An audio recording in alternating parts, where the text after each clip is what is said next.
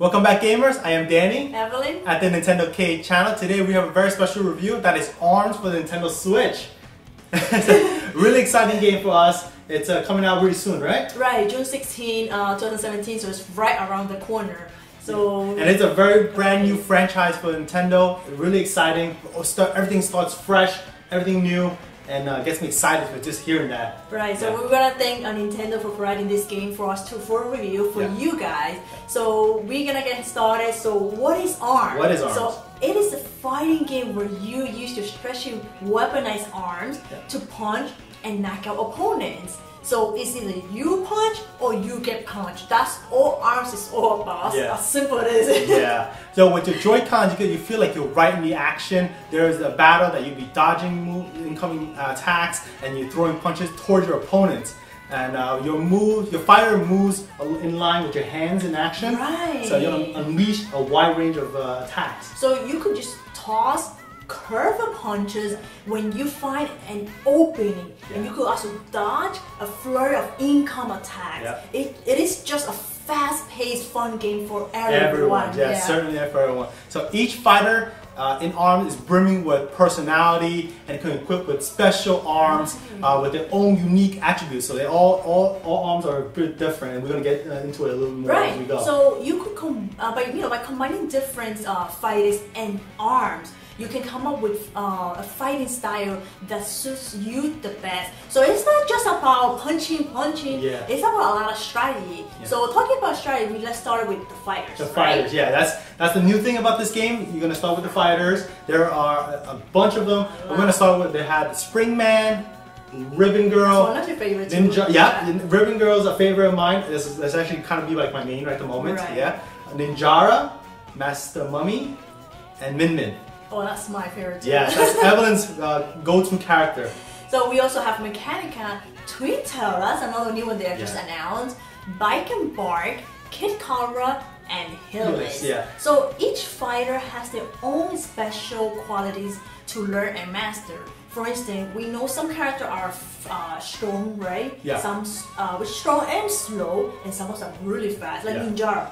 Really fast, So in ARMS, you do have a choice of different arms that really will influence your battle outcomes.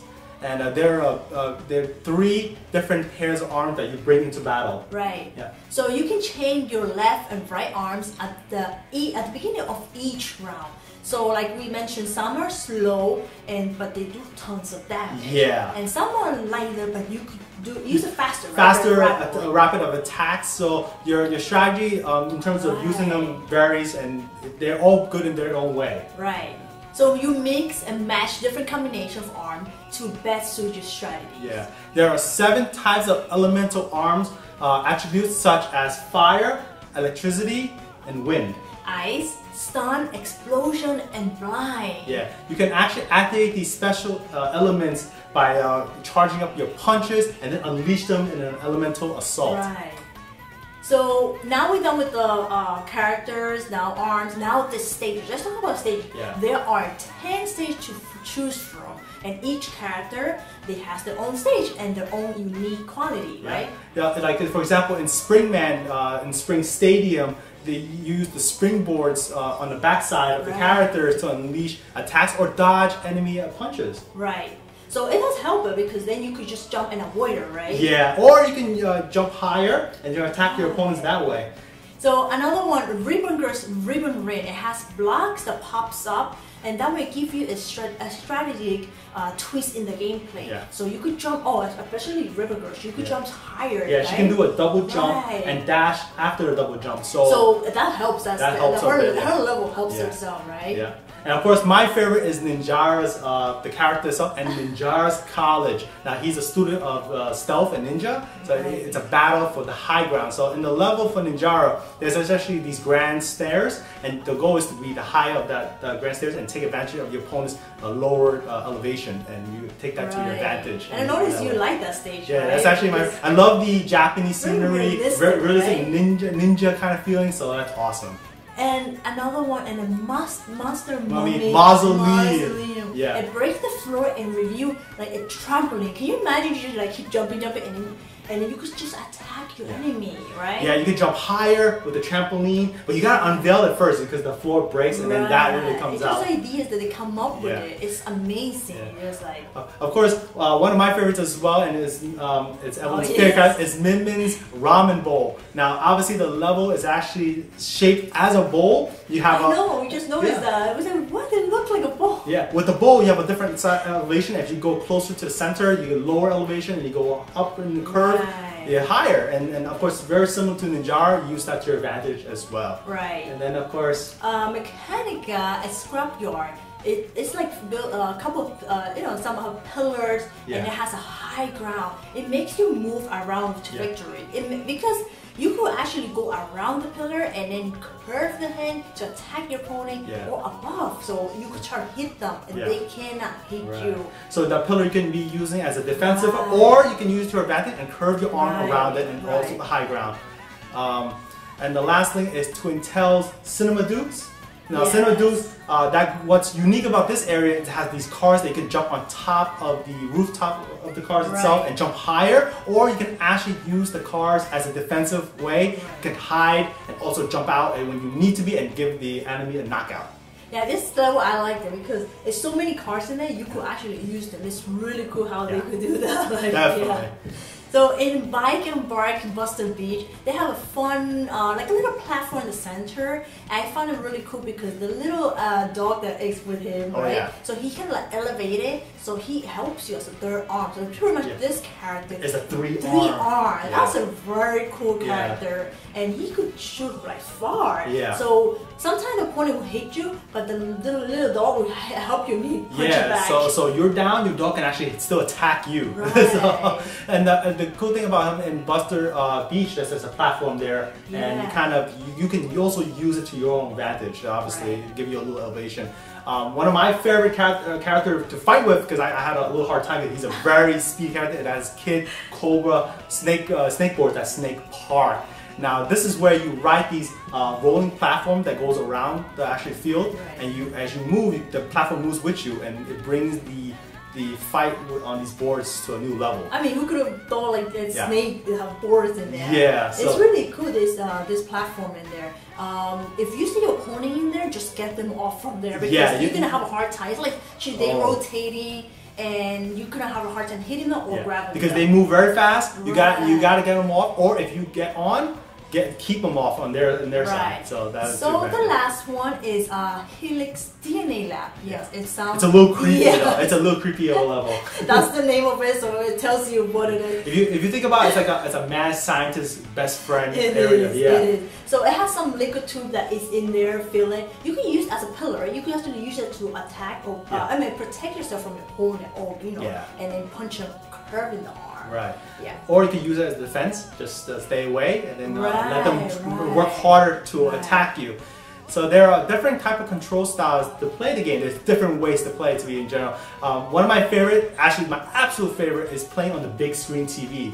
Now, obviously, that's my preferred choice. But you can't go wrong with it. You can't go wrong with that. But you can also take out in the wild, and that will be in handheld mode or tabletop mode. And that one you can just take it on the go when you're not home playing on a big screen, and that works for you. Right. And the other one that everyone loves, go online, so you can play with players around the world, you can compete. I mean, there's like people are so excited about it because you learn things. I think that you learn things online because playing with different players, right? Every player has a different style, unique ability to move a character in some way, and you actually can learn from that and actually adapt your style to playing that. Right. It is true. Right. So we talk about that. So another show you control style that you could use. There's five of them. Yeah, five. The main one that they're promoting it for us.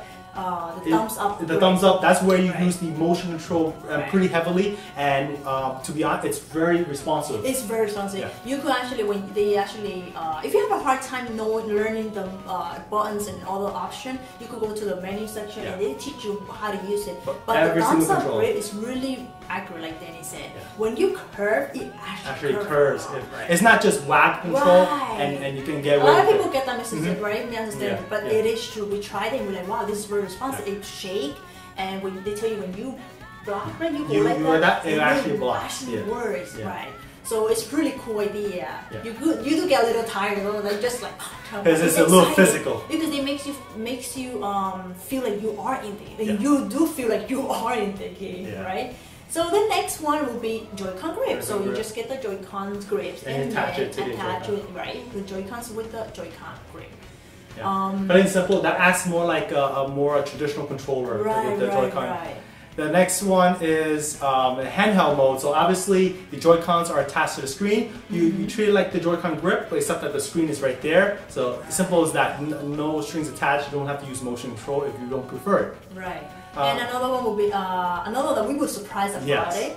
The Joy-Con sideways. We did not know until we saw the screen. We're like, what? You could play with Joy-Con sideways? So each person will have a Joy-Con, single Joy-Con. You just play horizontal.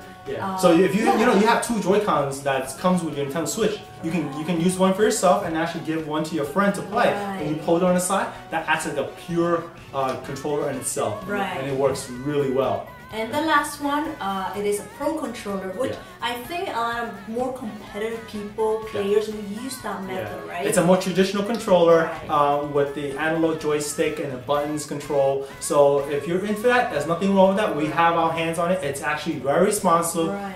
You just have to more coordinate with the buttons as well. So once you press a button, it moves right on the spot. It was so exciting, like to see how many options you could play this game with. We actually tried all of them. It's nothing wrong with any of them. It's just more comfortable for you, right? What's available for you, and what you feel comfortable. It's just part about having fun and playing the game, right? Definitely.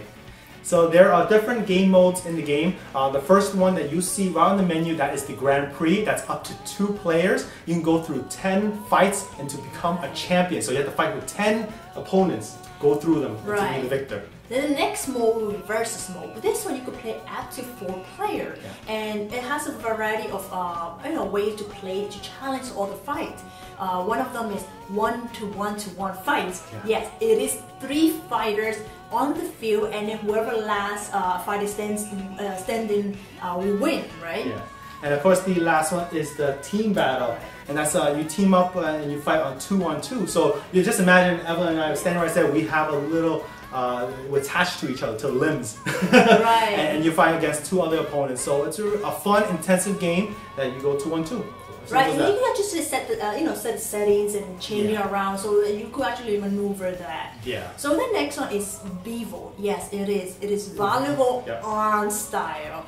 It's just so amazing how they implement sport into fighting. That was a combination that we were close with at first, but when you get to play with it, actually is very intuitive and fun. I would say that, So you hit the ball back and forth, like like regular volleyball game, and until it explode, right? So if it explode, if it hit the ground or too much time pass. So one of the tricks that I told Danny that I kind of learned. You can hit the ball with both arms first. To set it's the like ball. you grabbing the ball one and then you set it. You set it, and then you use one arm to hit it, and it will spike it. Spike it, So that's a little hint tidbit there. You can actually go for the win for those spikes.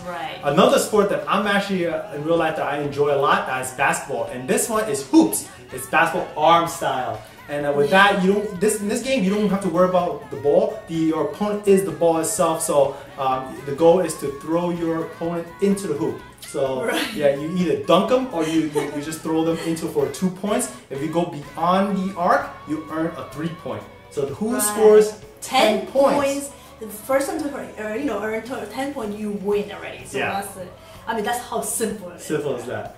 So another one is skill shot. Skill shot, you just keep smashing target and until you rack up as many points before the time runs out. In this one, the key strategy is you just smash like a chain target, smash it together. That way you could get bonus. I mean, we try to play it, but we try if you hit one at a time.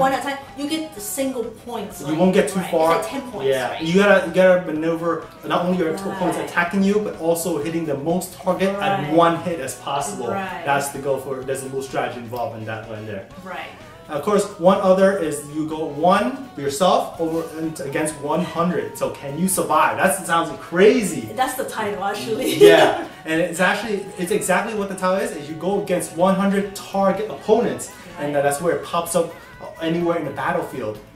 So yeah, so in this mode, be sure to use the items that they appear when you level up, because you will need it, because as I level up, it becomes difficult, and until you move towards the 100th I guess target. Or it gets more elevated difficulty as you reach the final person that you're going for, and you got to use those items carefully because you got to restore your health or use the bombs, the firebomb or those bombs. But I think this is a good one. Although it sounds like crazy, but I think it's a good one for you to practice and aim to target, because it's not just punch straight. It's punch, curve, grab, this hand first, that arm first.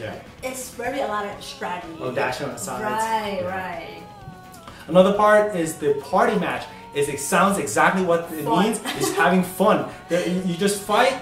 And you don't have no strings attached. There's nothing that if you lose, you don't be so ashamed about it. It's all about having fun. Right. So this one could support up to 10 Nintendo Switch system with 2 players. So each making a total of 20 players can join in the party match. That's insane. How amazing it is. 20 people could play together. Just imagine all your friends gathered together and all playing arms in a lobby. Woo! That's amazing. Yeah, and now if you really want to get a little serious, there are the ranked matches. That's 1 versus 1, one-on-one, and this is where you get serious. So what is you put your rank on the line. If you win, you can brag about it. If you lose, your rank goes down with it and your pride as well. So just be careful when you're in the rank, but if you want to show your skills, that is the place to do it. Right. I mean, I think that's for more competitive players, it's very competitive, and that's where everything is on the line here. So another one is a local wireless mode. So this one will be up to 8 players. In the same room, you could gather in a game lobby. So this is where you and your friends can gather up and have a good time. Definitely. So you're wondering, the set of arms that you start with the game, you actually get more in the game. You can earn them, you can unlock them, and when you notice that you're playing the game, you're going to earn these money that comes up every time you win a match, right? There's a reason for it. Yeah, there is actually a game for it. In this game, they give you a set of time that you use your money on. Right. And if in the game, there's these items that you hit that you actually earn more time, or you actually hit a box that you earn the arms itself. So you got to balance between the timer clicking down versus more arms coming out. And the higher the score, the more boxes appear. So So in this one, each character has a chart that you need to collect all the arms. So this is the way that you could collect the arms.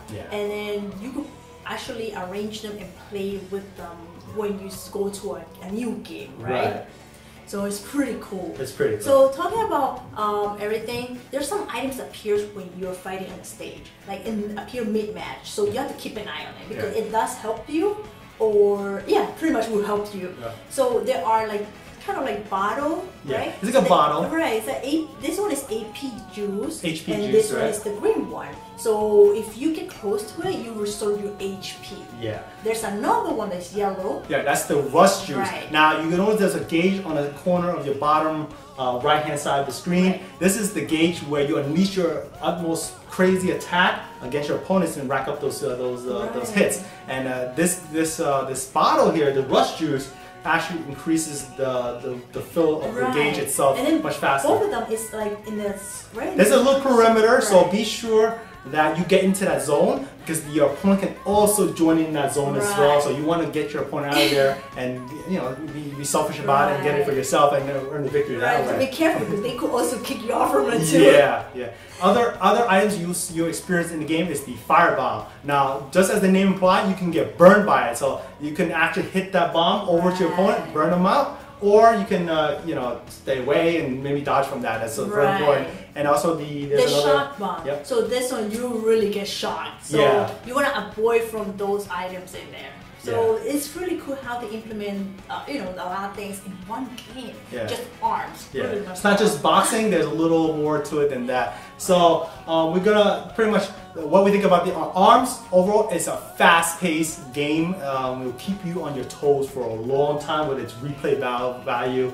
You can play with friends forever, really. This is a game that you see I think it's a simple, play game to a strategy, and that goes beyond just waving. That just you were saying, right? It's beyond just like waving the control button like that, right? If you just watch us play like this, I'm sure you have your reserved judgment, but trust me, and trust Evelyn as well, that it is a very intuitive way of game control. The motion control is really good. The game pads are really good as well. I would say that. And the way they have all the available controllers that you could play with, like from single Joy-Con to a Pro controller, that's amazing.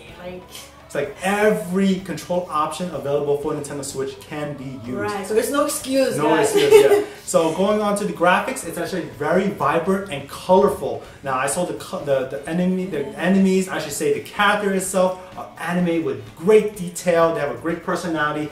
Everything runs in a smooth 60 frames per second, so it's buttery smooth. There's no lag that I felt when I was playing.